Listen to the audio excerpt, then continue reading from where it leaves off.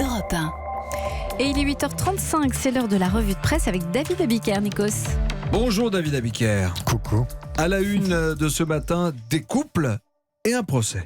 Des couples, oui, à commencer par les époux Balkany, Isabelle et Patrick, dont le portrait fait la une de Libération, avec ce titre qui colle à merveille avec le sourire carnassier du maire de Levallois. Fini de rire, c'est l'heure des comptes qui a sonné pour le Parisien aujourd'hui en France.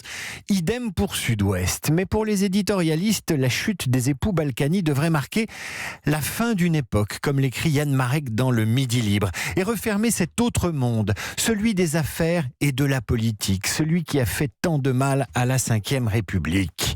Dans la Charente libre, Jean-Louis Hervois a une pensée pour les absents.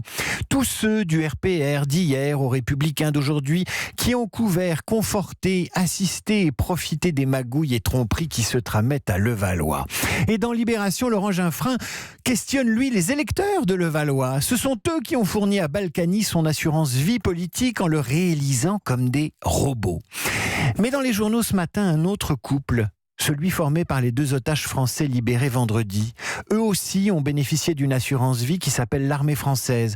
Eux aussi font l'objet d'un procès, mais sans doute un faux procès qu'il faut lire ce matin entre les lignes des éditos. Et c'est Yves Tréhard du Figaro qui a la plume la plus sévère. Les soldats français avaient d'autres missions à assurer que de secourir 2 touristes, même si c'est le devoir de l'État français. Aujourd'hui, ce n'est pas le soulagement qui domine, mais l'indignation. On ne souhaite plus jamais pareil piège tendu à nos soldats, dit Yves Tréhard. De l'indignation à l'indignité pour les otages libérés jugés imprudents, inconséquents par l'opinion des réseaux sociaux, la frontière est ténue, au point que Jean-Marc Chevauché du Courrier Picard se demande pourquoi le président de la République est allé les accueillir à l'aéroport. Qu'allait-il faire dans cette galère, le président, interroge l'éditorialiste qui estime que les 2 hommes libérés n'avaient pas besoin de lui puisqu'ils n'étaient ni des humanitaires ni des journalistes.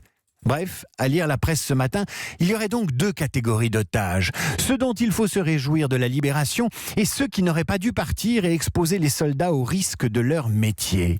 Faire cette distinction, c'est admettre qu'il y a otages et otages, français et français, qu'il ait des risques légitimes et d'autres qui le sont moins. Pourtant non, il y a un État qui protège tous les ressortissants et c'est l'honneur et le devoir de la République et de ses soldats de les secourir sans jugement. L'héroïsme est à ce prix. Après l'exemplarité des héros, la corruption des élus.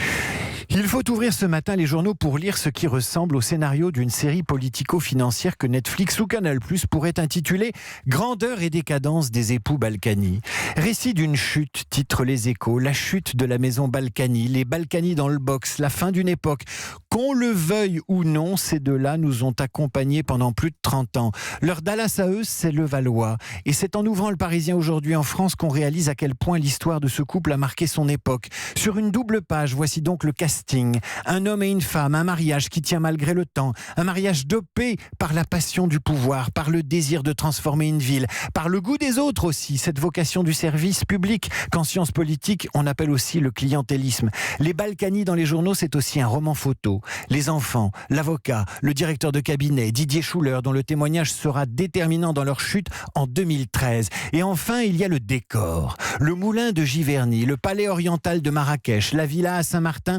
Et puis les bifetons. Ah, les bifetons, il faut lire dans Libération la place d'Elias de 500 € dans ce décor. Bifetons oubliés dans un costume, envoyé au pressing. Bifetons échangés dans un supermarché pour de plus petites coupures. Bifetons toujours repérés par cet employé de maison du moulin de Giverny et que citent les Échos sur la longueur, j'ouvre les guillemets. Je ne sais pas d'où provenaient les espèces, dit le domestique. Monsieur Patrick Balkany arrivait au moulin avec son attaché-caisse et sortait une enveloppe marron épaisse qu'il emportait directement dans son coffre au premier étage. J'ai le souvenir d'avoir par curiosité compté une liasse de billets qui était sur le bureau de leur chambre. Il y avait 8 000 €. C'était son argent de poche. Il en avait même régulièrement dans les poches de son peignoir. Je ferme les guillemets. Un peignoir brodé aux initiales PB pour Patrick Balkany. On pourrait sourire en imaginant le maire de Levallois en peignoir avec son cigare. Pensez même à Jean-Pierre Mariel dans sa sublime robe de chambre fuchsia, dans Comme la lune de Jean Seria. Mais on ne sourit plus du tout en découvrant, toujours dans les Échos, la complexité des montages financiers et juridiques mis en place en 30 ans pour financer non plus une carrière politique, mais un train de vie personnel. Après 6 ans d'enquête, énumèrent les Échos, Patrick Balkany sera jugé à partir du 13 mai, donc aujourd'hui, et durant 6 semaines pour fraude fiscale, blanchiment de fraude fiscale, corruption passive, blanchiment de corruption, prise illégale d'intérêt et déclaration mensongère de situation patrimoniale à haute autorité, j'en bafouille, pour la transparence de la vie publique. Une liste longue comme une histoire qui parle d'un temps que l'on croyait révolu, conclut les Échos, celui des affaires, du financement et de la corruption politique. Aujourd'hui, Nikos, je n'ai pas de chute à part celle des époux Balkany, largement décrite et anticipée dans les journaux de ce matin. C'était la revue de presse avec David Abiker. Merci David et à demain.